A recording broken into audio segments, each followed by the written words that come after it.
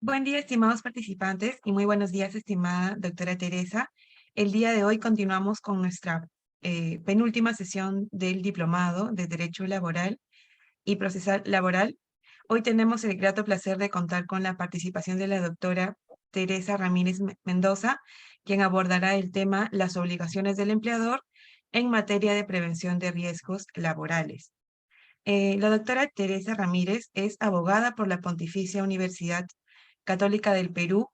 Cuenta con una segunda especialidad en Derecho del Trabajo y de la Seguridad Social por la misma casa de estudios. Es candidata a magíster en la maestría de Derecho del Trabajo y de la Seguridad Social en la Escuela de Posgrado de la PUC. En el ámbito profesional, cuenta con amplia experiencia brindando consultoría en derecho laboral individual y colectivo, así como en litigios judiciales, tanto por el ámbito privado y público. Actualmente es asociada del estudio jurídico DLA Piper Perú. Estimada doctora, sin más que reiterarle nuestros agradecimientos, le cedemos el pase para que pueda dar inicio a su ponencia. Muchas gracias. ¿Cómo estás? Muchas gracias. Agradecer ante todo a Biloyer por el espacio. Bueno, hemos estado esperando unos minutos, ahí he tenido unos problemas técnicos, las disculpas del caso. Bueno, vamos a empezar. Como señala la diapositiva, vamos a hablar acerca de las principales obligaciones del empleador en materia de prevención de riesgo laboral. ¿Cuáles son los temas que vamos a ver? Vamos a ver aspectos generales relacionados también al sistema de gestión, entender un poco qué es el sistema de gestión, y vamos a abordar algunas de las principales obligaciones del empleador. En caso tuvieran alguna duda, comentario, lo pueden dejar en el chat para al finalizar la ponencia poder absolver las dudas. Entonces, bueno, partimos con el tema de aspectos generales. ¿Qué implica el deber de prevención en el ámbito de las relaciones laborales? El deber de prevención parte de esta protección del derecho a la salud, ¿no? Que está reconocido a nivel constitucional. Ahí tenemos varios artículos en la Constitución, el artículo 2, el artículo 7 y 22, donde el Estado tiene un rol promotor del derecho a la salud. Ahora, cuando se está en una relación de trabajo, este deber de prevención, que es la materialización del cuidado de la salud de los trabajadores, le corresponde al empleador. Todo lo que atañe al deber de prevención y a las obligaciones en materia de seguridad y salud en el trabajo lo vamos a encontrar en la ley también de seguridad y salud, ¿no? Entonces, ¿qué cosa implica el derecho a la salud? El derecho a la salud implica un bienestar físico, un bienestar psíquico y un bienestar moral. En ese sentido, este bienestar que se procura para la persona y también para el trabajador implica obligaciones también en este caso, para el empleador en materia de prevención. Entonces, quería empezar partiendo de lo que implica el derecho a la salud, para que entendamos que el deber de prevención del empleador no solamente, por ejemplo, es prevenir riesgos físicos, sino también vamos a ver, por ejemplo, prevenir riesgos psicosociales, que no están relacionados necesariamente a riesgos como caída de objetos, sino, por ejemplo, a las condiciones propias del trabajo, como podría ser la carga, ¿no? Ahora, es un poquito importante conocer qué implica el deber de prevención. Entonces, en base al deber de prevención, el empleador va a tener la principal obligación de garantizar medios y condiciones que protejan la vida y la seguridad de todos los trabajadores, ¿no? Esta obligación, vamos a ver que no solamente incumbe, por ejemplo, a los propios trabajadores, sino, por ejemplo, a terceros. Cuando estamos en un asentamiento minero, en un campamento, muchas veces a las personas que visitan dichos espacios se les dan equipos de protección. Incluso los terceros, ¿no?, que van, por ejemplo, a hacer inspecciones a estos lugares, también se les entrega equipos de protección. Y es más, se les solicita muchas veces el seguro complementario de trabajo de riesgo. Y es justamente en base a este deber de prevención que el empleador no solamente piensa en sus trabajadores, sino a todas aquellas personas que puedan ingresar a su espacio de trabajo donde éste tiene un dominio. Entonces, bajo la ley, ¿qué implica? Bajo la ley 29783, ¿qué implica el deber de prevención? Acá vemos que el deber de prevención implica tres cosas principalmente: una protección necesaria, las instrucciones necesarias y, bueno, valga la redundancia, la protección necesaria también. Vamos a ver en qué consiste esto. La protección necesaria parte primero de identificar los peligros y riesgos que pueden ocurrir en la relación de trabajo. Luego de identificar estos peligros y riesgos, lo que vamos a tener es que el empleador va a tener que delimitar instrucciones para que los trabajadores ejecuten sus funciones sin poner en riesgo su vida, ¿no? O integridad.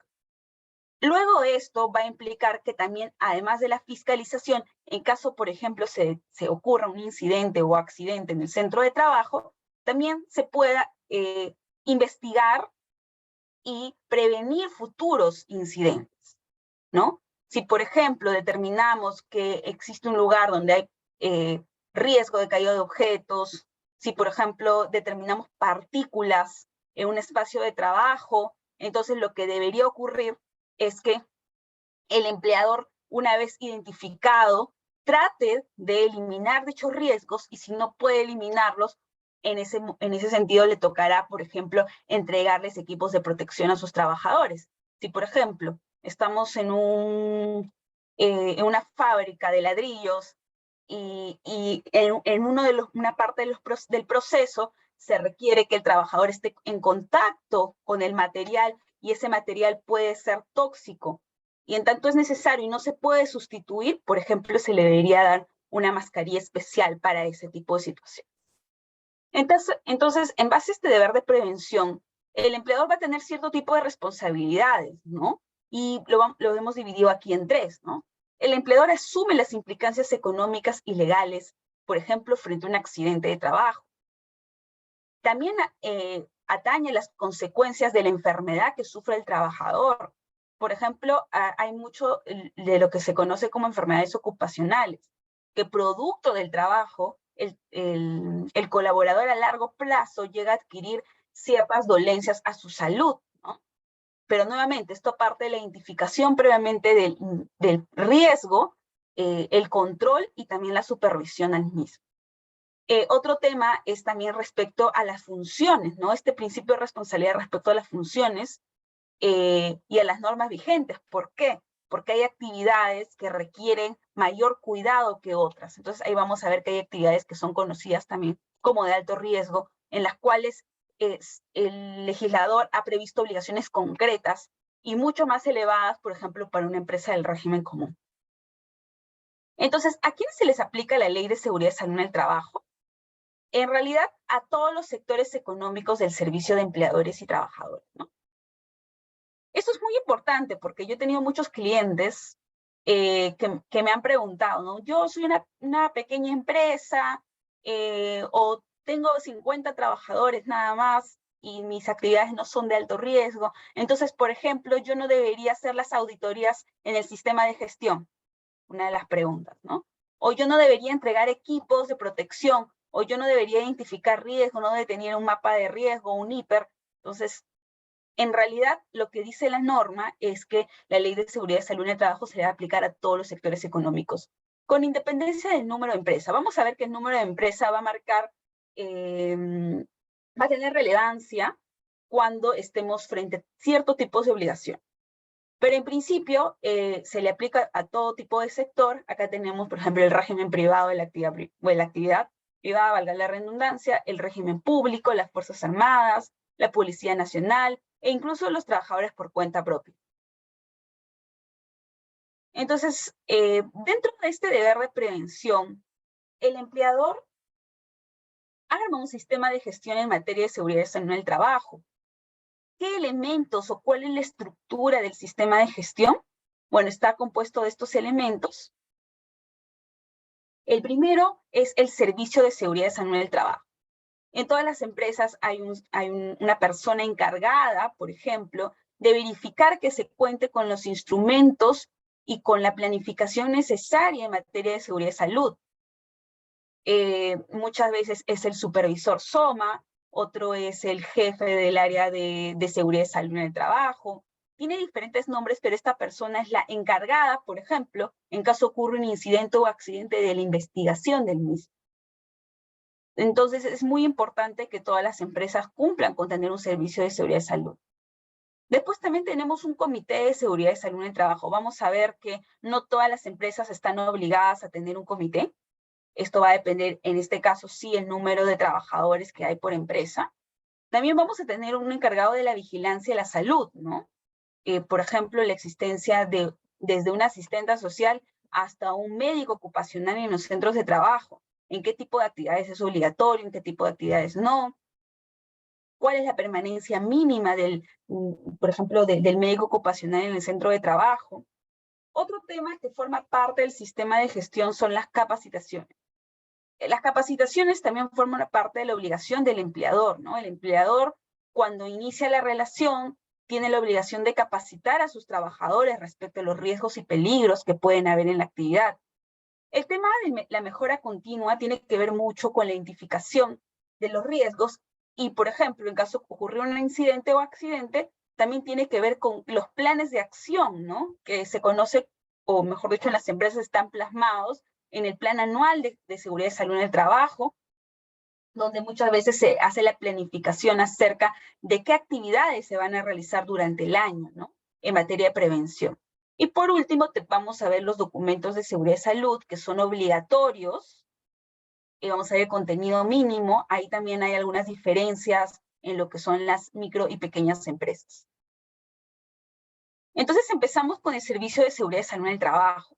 Bueno, como decíamos, está conformado principalmente por una persona encargada, que es un ingeniero de seguridad y salud, un médico ocupacional o quien corresponda, ¿no? Puede ser propio o subcontratado. La idea es que lo que normalmente he visto en mi experiencia es que este pertenece a la planilla, más que todo cuando tenemos empresas grandes o empresas incluso que pertenecen a grupos, ¿no? Entonces, el personal encargado del sistema de gestión es indispensable que esté perenne en el centro de trabajo, por lo menos durante el horario laborable, y que pueda brindar esta asistencia tanto en la planificación, investigación, identificación y control de los riesgos en el trabajo. ¿Cuáles son las principales funciones del sistema de las funciones del servicio de seguridad y salud, ¿no? Una de ellas es la vigilancia de los factores de medio ambiente en el trabajo, ¿no? Vamos a ver que tenemos factores físicos, psicosociales, ergonómicos. Entonces hay una vigilancia. Después hay un asesoramiento sobre la planificación y organización del trabajo, como por ejemplo se van a llevar a cabo las capacitaciones, cuál va a ser el programa anual que se va a implementar este año en materia de prevención. También tiene que ver con la identificación y evaluación de los riesgos, que era lo primero que comentábamos, y la participación en los análisis de los accidentes de trabajo y las enfermedades ocupacionales, ¿no? Justamente cuando ocurre un accidente en el centro de trabajo, lo que hacen es iniciar las investigaciones para identificar cuál fue el origen del accidente, qué objetos lo causaron, ¿no? Y ver las medidas correctivas que corresponden. Esto sin perjuicio, por ejemplo, de que el empleador cumpla sus obligaciones en materia de atención inmediata al trabajador, ¿no? Imagínense que al trabajador le cae un objeto contundente, entonces, si el trabajador está grave, llevarlo inmediatamente al centro médico más cercano, o llamar a la ambulancia, iniciar las investigaciones, reportar al Ministerio de Trabajo el accidente, ¿no? Que también es una obligación. Dentro de este sistema de gestión, lo que el legislador pensó es que esto, si bien es una obligación del empleador en base a su deber de prevención, también es una obligación que está supervisada y compartida hasta cierto punto con los trabajadores, ¿no? Entonces, ¿cuál es la participación que tienen los trabajadores en el sistema de gestión? Bueno, la participación, por ejemplo, es en la identificación de los peligros y en la evaluación de riesgos. Ellos pueden participar en esto, ¿no? Pueden participar en las auditorías, en las inspecciones de trabajo. Vamos a ver que muchas veces cuando existen sindicatos en las empresas, cuando viene SUNAFIL, a veces puede pedir la participación de un dirigente sindical o de un trabajador para que los acompañe en la visita al centro de trabajo. También hay un reconocimiento de los representantes de los trabajadores. Por ejemplo, en lo que son en la convocatoria de elecciones y funcionamientos del Comité de Seguridad y Salud en el Trabajo, ¿no? Entonces, la representación máxima de la participación de los trabajadores lo vamos a ver en lo que es la convocatoria de elecciones y funcionamiento del comité, ¿no?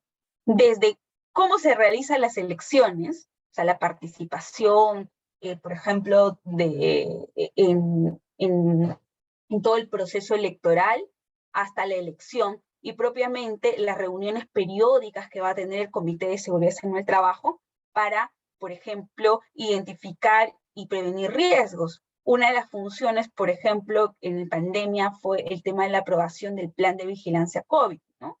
En principio, el Estado había determinado, mediante una ARM, ciertos lineamientos específicos que el empleador debería cumplir en materia de prevención del COVID en el centro de trabajo, tales como, por ejemplo, lo que son temas de lavado de mano, temas de protección al grupo de riesgos, ¿no? Limpieza y desinfección, entre otras. Entonces, todos esos lineamientos fueron implementados en las empresas, pero con colaboración del Comité de Seguridad y Salud en el Trabajo, ¿no? El Comité de Seguridad y Salud en el Trabajo también puede, por ejemplo, ver estadísticas para saber cuántos accidentes han habido durante el mes, entre otras actividades propias, ¿no?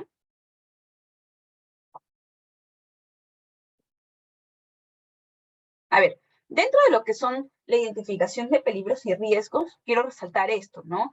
Es muy importante ver que la identificación de peligros y riesgos no solamente se limita a los riesgos físicos, sino, por ejemplo, acá nuevamente tenemos lo que son las condiciones de seguridad, las condiciones medioambientales, las condiciones ergonómicas y psicosociales, ¿no? Entonces, por ejemplo, si tú vas a elaborar un IPER, que es la identificación de estos riesgos, lo tienes que hacer por cada puesto. En cada puesto tú tienes que identificar cuál es el riesgo, por ejemplo, que tiene respecto a las condiciones medioambientales. Si es un trabajo en oficina, un trabajo a campo libre, las condiciones ergonómicas, por ejemplo, tenemos personal que labora en oficina, por ejemplo, riesgos ergonómicos ahí es más claro, ¿no? Incluso personal que trabaja en lo que son transporte, ahí también hay condiciones de riesgo ergonómicas. Las psicosociales van a ser transversales y vamos a ver que no solamente ocurren en actividades de oficina, sino también en actividades al campo libre, ¿no? Entonces, cuando el empleador identifique los riesgos, tiene que mapear cuáles son las principales funciones del trabajador y cómo es su relación con el medio ambiente, con las condiciones de seguridad, con las condiciones ergonómicas y, por ejemplo, con las condiciones psicosociales, y ahí vamos a ver qué están las relaciones que también va a tener con sus clientes, con otros trabajadores y los posibles riesgos a la salud que pueda derivar de ello. Otra de las obligaciones que hemos visto en materia de seguridad y salud en el trabajo es la obligación del empleador de tener un comité. Ahora, ¿cómo funciona el tema del comité?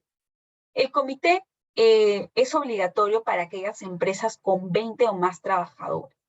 Entonces, ¿qué pasa si no tengo más de 20 trabajadores? ¿No tengo comité? No. Lo que establece la norma es que tengo un supervisor en materia de seguridad y salud, ¿no?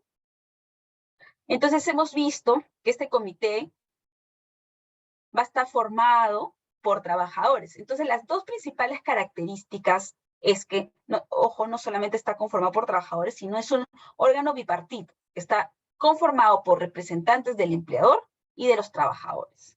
Y además es paritario. ¿Por qué? Porque va a tener igual número de representantes de la parte empleadora como la trabajadora. Normalmente cuando se hacen las elecciones, se elige a los representantes, que es el presidente, el secretario y los miembros propiamente. Va a depender mucho del tamaño de la empresa, ¿no? Hay empresas que tienen un comité conformado de 4, otros de 6 y máximo de 12, dependiendo del número de trabajadores que hay en la empresa. Ahora, ¿quién designa quién es presidente, secretario o miembro? Normalmente lo hacen en el interior ya del comité. Es muy importante, por ejemplo, ahora que he estado viendo fiscalizaciones en materia de comité, cómo se lleva a cabo las elecciones, ¿no? Si se cumplen con los plazos para realizar estas elecciones, ¿no? Porque hay un proceso en el cual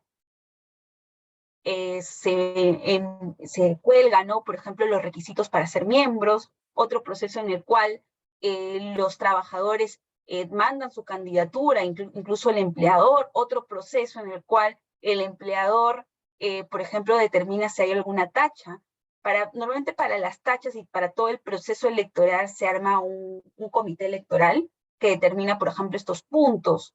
Luego el proceso de escrutinio y propiamente ya lo que es la instalación del comité, que es el acto formal en el cual ya se puede dar por concluido el proceso electoral, ¿no? Ahora, muchas veces las empresas no cumplen con tener esta acta de la constitución del comité, ¿no? Eso es muy importante que se cumpla con todos los plazos y también con todos los ítems que corresponden durante el proceso de elección y también durante la instalación. Esto debería estar en un libro de actas, es importante que el comité mantenga este libro de actas, que debe estar foliado, a veces también lo legalizan, no es importante esto, para efectos de que todos los acuerdos estén unificados en este documento, ¿no? Entonces, ¿qué pasa si vienes SUNAFIL? SUNAFIL te va a pedir, por ejemplo, el libro del acta del Comité de Seguridad y Salud en el Trabajo. Te puede pedir, se está verificando en la constitución del comité, en la convocatoria de elecciones, el acta de constitución del comité. Ahora, también dentro de empresas que tienen sindicatos mayoritarios, se cuenta con lo que es el observador, que no es un miembro del comité normalmente, sino es un tercero que participa dentro de las reuniones, ¿no? Entonces, por ejemplo, este observador puede hacer preguntas, solicitar copias, verificar estadísticas, entre otras cosas. Entonces, solo cuando hay sindicato mayoritario, este personaje no va a tener voz ni voto, pero va a tener como un sistema de vigilancia, ¿no? Para ver si el comité está cumpliendo o no sus funciones.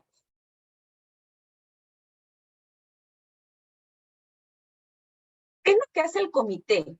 Vamos a ver que hay acá algunas de las obligaciones del comité. Por ejemplo, aprueba lo que es el reglamento interno en materia de seguridad y salud en el trabajo.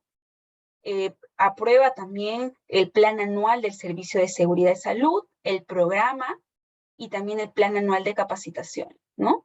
Que hemos visto que estos documentos forman parte del sistema de gestión de seguridad y salud. ¿Qué reportan? ¿Qué reporta el comité? El comité suele reportar accidentes mortales e incidentes peligrosos apenas sucedan. Por ejemplo, también realiza las investigaciones del accidente y dicta las medidas correctivas en un plazo de 10 días. Emite estadísticas trimestrales de accidentes e incidentes. También da un reporte de las actividades del comité propiamente y, por ejemplo, el informe anual de actividades. Entonces, estas son algunas de los reportes que emite el Comité de Seguridad y Salud y que forman parte también de sus funciones. Entonces, como para concluir esta parte, hemos visto que el comité es un miembro importante dentro de las empresas, es obligatorio para aquellas que tienen más de 20 trabajadores, en caso no lo tenga, pueden tener un supervisor, y hemos visto también la importancia de tener un proceso de selección y propiamente el acta de constitución y algunas de las obligaciones principales que tiene como responsabilidad.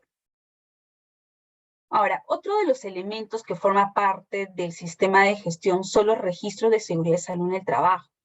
Entonces, acá vamos a repasar un poco cuáles son estos registros obligatorios del sistema de gestión. Aquí, por ejemplo, vamos a ver el de accidentes de trabajo, enfermedades ocupacionales, exámenes médicos ocupacionales, inspecciones, estadísticas, monitoreos, equipo de seguridad, inducción, seguimiento y evaluación del sistema de gestión, que son propiamente auditorías. Los hemos dividido, esto es de acuerdo a la norma, hace una diferenciación en lo que son actividades de alto riesgo, pequeña empresa o régimen general, y también lo que son las empresas, las microempresas, ¿no?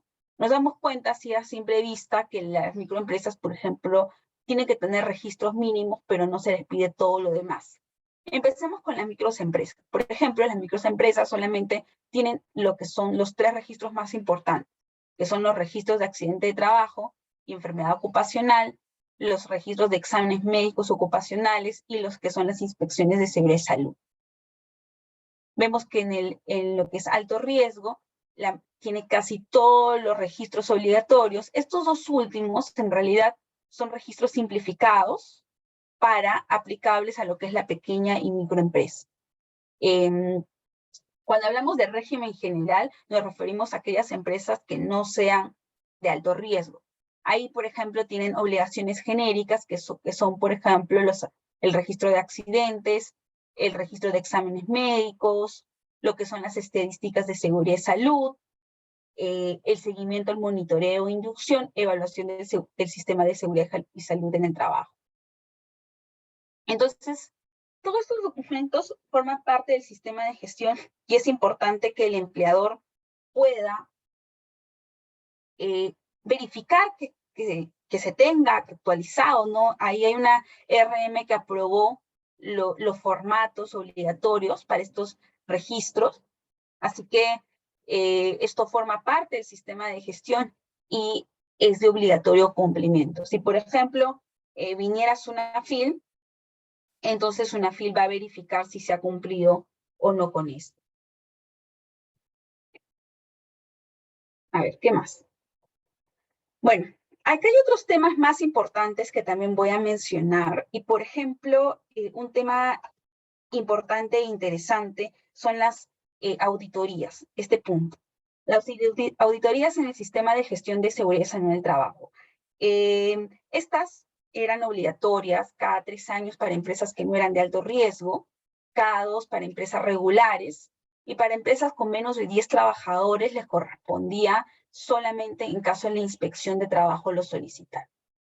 Durante el estado de emergencia, esta obligación de realizar las auditorías en el sistema de gestión se suspendió básicamente hasta que concluyera el estado de emergencia sanitaria que ahora finalizó el 25 de mayo. Entonces, ¿qué es lo que ha pasado?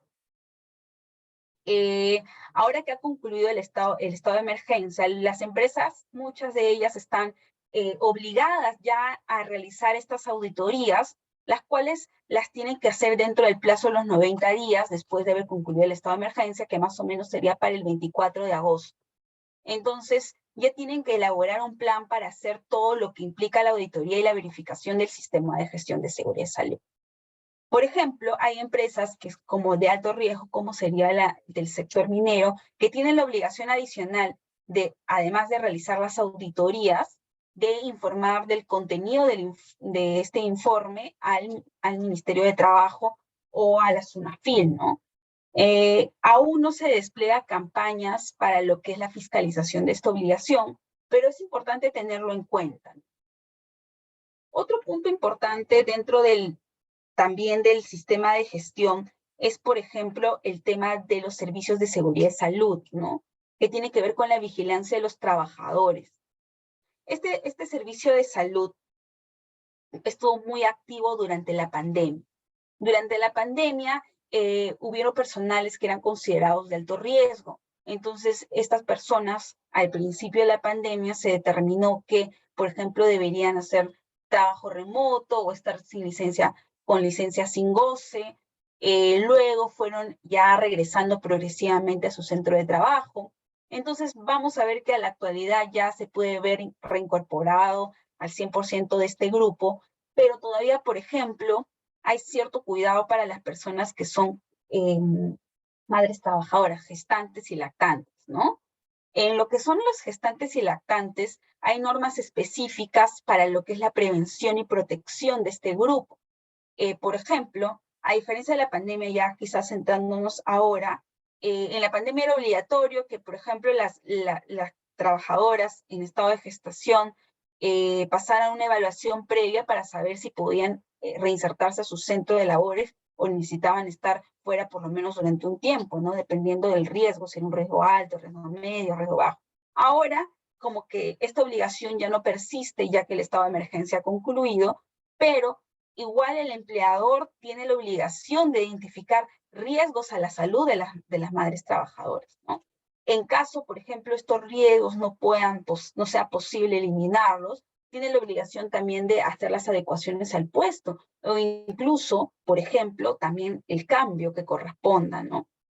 Entonces nos damos cuenta que si bien la participación de los temas de seguridad y salud en el trabajo, del supervisor, del área de salud propiamente, ha estado muy activa en la pandemia, vemos que hay obligaciones que persisten y que básicamente se ven plasmadas en estos registros. A ver, otro de los temas también importante en materia de responsabilidad del empleador, por ejemplo, es en caso de tener un RIS, la entrega a los trabajadores, ¿no? Las capacitaciones en materia de seguridad y salud en el trabajo, que es, por ejemplo, uno de los temas dentro del seguimiento y el monitoreo. Las capacitaciones obligatorias en seguridad y salud son 4 capacitaciones al año, por lo menos. Durante el estado de emergencia también se suspendieron, estuvieron siendo virtuales, entonces ahora es importante que se adecúen las empresas que no han cumplido porque SUNAFIL va a empezar con estas fiscalizaciones. Por ejemplo, también lo que son los mapas de riesgo, ahora que el trabajo presencial para la mayoría ha vuelto. ¿Qué pasa con las empresas, por ejemplo, que realizan teletrabajo? También es otro gran tema, porque las empresas que realizan teletrabajo o que están bajo esta modalidad, sus trabajadores, también tienen sus obligaciones en materia de seguridad y salud en el trabajo persisten, ¿no? Y esto parte, por ejemplo, de identificación de los riesgos, que veíamos que era una de las principales obligaciones del empleador. ¿Cómo identificar los riesgos, por ejemplo, en un lugar que no es el centro de labores? ¿Qué pasa si ocurre un accidente de trabajo en el domicilio del trabajador?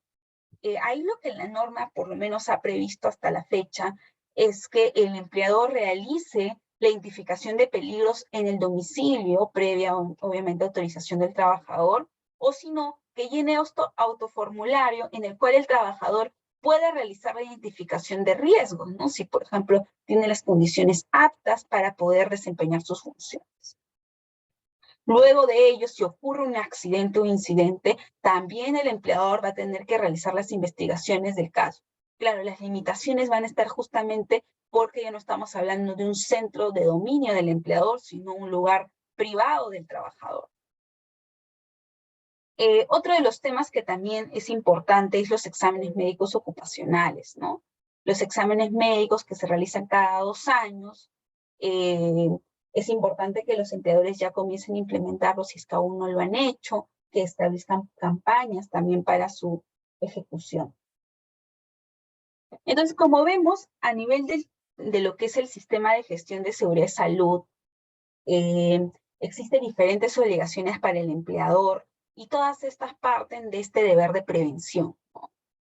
Ahora, este deber de prevención, nuevamente, no solamente incluye a los trabajadores, sino a todo personal que está dentro de las instalaciones del centro de trabajo. Y cuando son, por ejemplo, trabajadores, ya hay obligaciones específicas, como es la identificación de los riesgos por cada puesto, el tema de las capacitaciones anuales, los exámenes médicos, entre otras obligaciones concretas que ya están ligados más al vínculo laboral. Entonces, como parte de este sistema de gestión, lo que podemos llevarnos como la planificación es, uno, la identificación de los riesgos, otro, la mitigación de los riesgos, y por último, lo que es también la prevención de futuros accidentes, ¿no? Entonces, todo esto forma parte del deber de prevención, del deber de seguridad. Eso es lo que yo quería traerles el día de hoy. Hay muchos temas que he tratado de abordar transversalmente, pero creo que he tocado los principales. Sería muy interesante quizás saber alguna consulta, duda que tenga el público, para en función de eso quizás ampliar alguno de los temas que hemos visto. Gracias.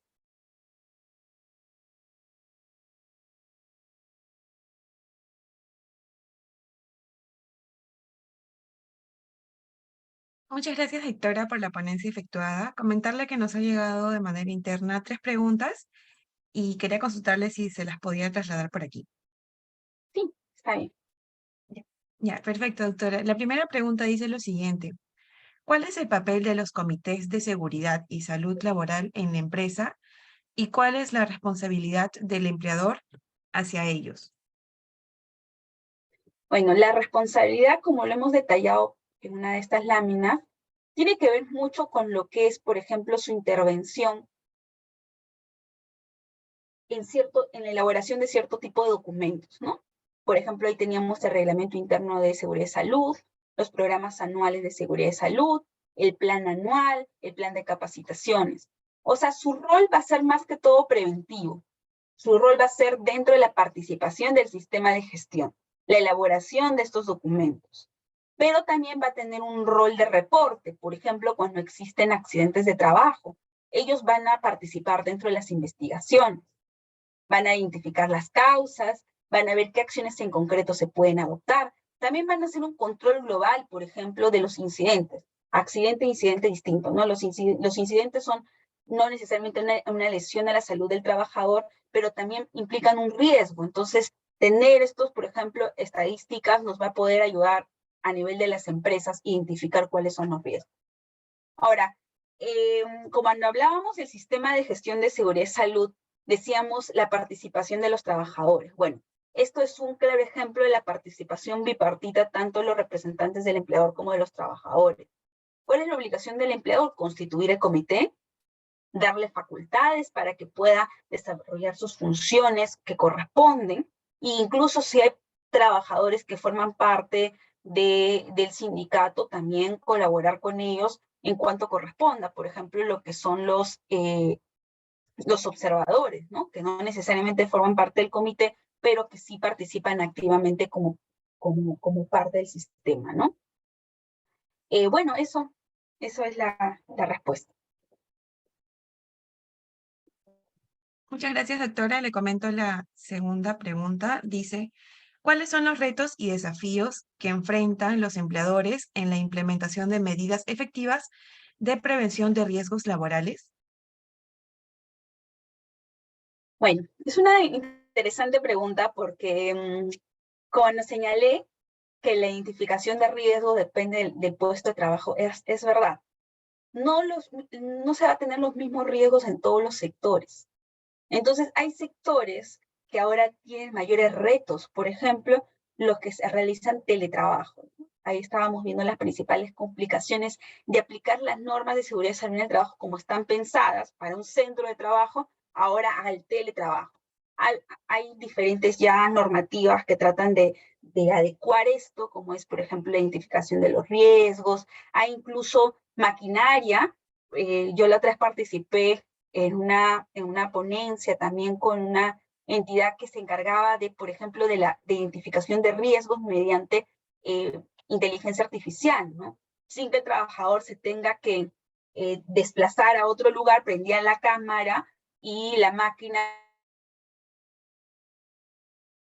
te identificaba si, por ejemplo, no estaba sentada correctamente, si los equipos que había a su costado cumplían con los estándares mínimos, ¿no? Entonces, vemos que a nivel de seguridad y salud, el riesgo va a depender mucho de la actividad.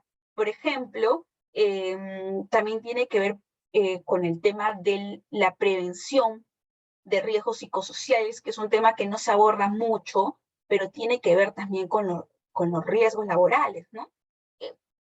El tema de la desconexión digital, que también es algo ligado al teletrabajo, es un tema fundamental que tiene una mirada a futuro, ¿no? Por ejemplo, la introducción de maquinaria, ya hablando quizás de otro rubro, dentro de las fábricas.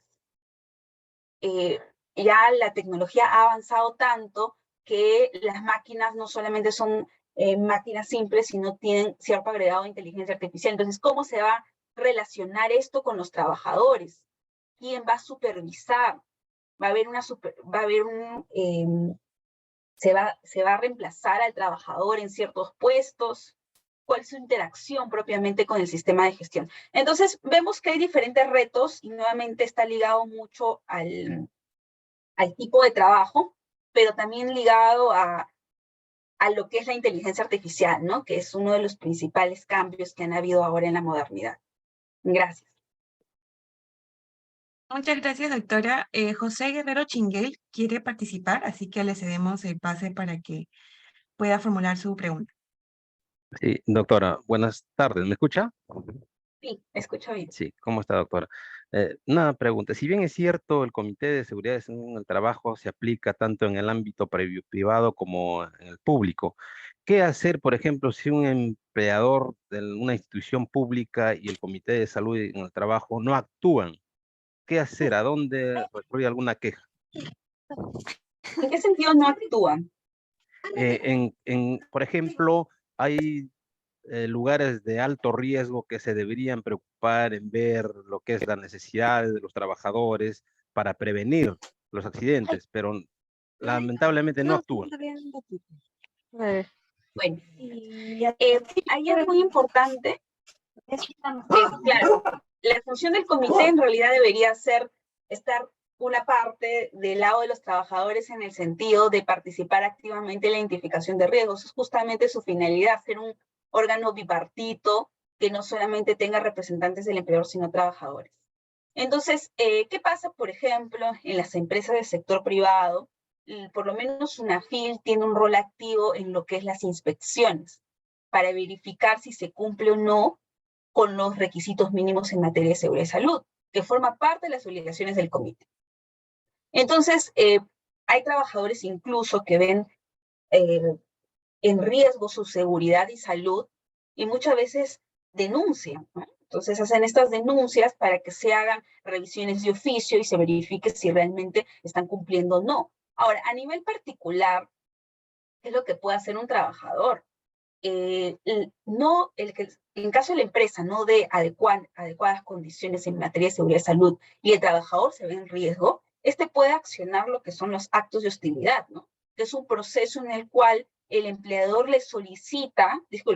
le solicita al empleador que cesen dichos actos en el plazo de 6 días y si no hay una respuesta, puede demandar actos de hostilidad, por ejemplo, o darse por despedido, solicitar una indemnización. Y que para el legislador es muy importante los temas de seguridad y salud, ¿no? No solamente los temas de remuneración, que también es un acto de hostilidad cuando hay una rebaja, sino también el tema de qué riesgo se ve afecto el trabajador. Entonces, desde el lado de qué medidas se pueden adoptar, pues ahí puede entrar lo que es la fiscalización de las autoridades, ¿no? Para ver si se cumple o no con el rol, y propiamente desde el lado del trabajador, si siente que su vida o salud se puede afectar producto de condiciones insalubres o condiciones riesgosas, pues decírselo al empleador, ¿no?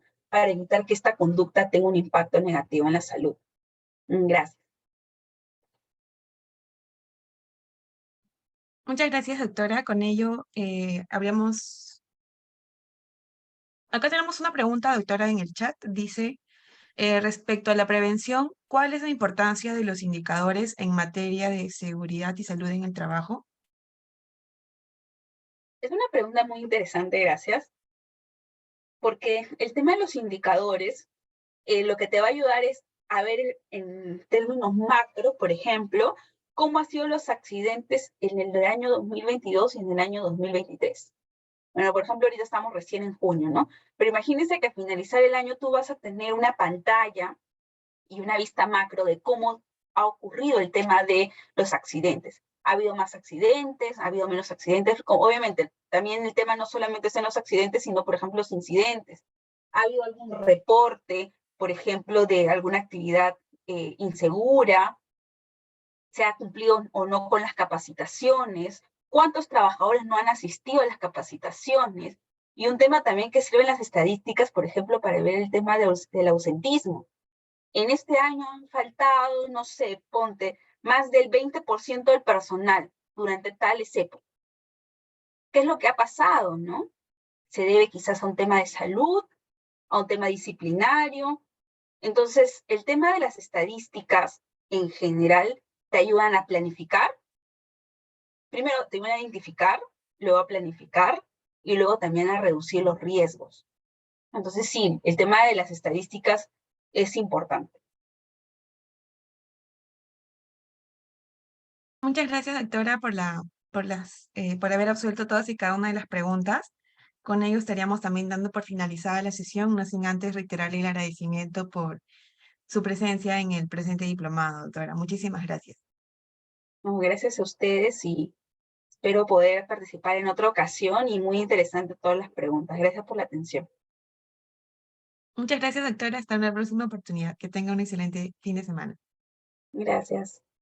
Hasta luego, doctora. Buen día. Gracias a todos. Feliz día.